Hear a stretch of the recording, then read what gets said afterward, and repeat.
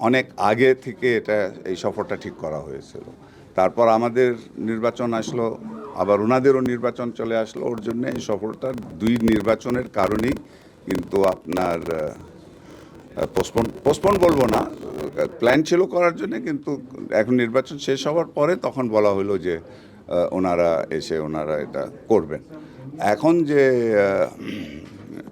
আমি যেটা মনে করি, যেটা আমি বলেছি একটু আগেই, সব থেকে গুরুত্বপূর্ণ যে জিনিসটা হলো কি, আমাদের দুই দেশের যে বন্ধুত্বটা যে আছে, আমাদের দুই দেশের মধ্যে যে সম্পর্কটা আছে, এটাকে আমরা আবার কিন্তু রিএফার্ম করলাম। এটা হবে মূল।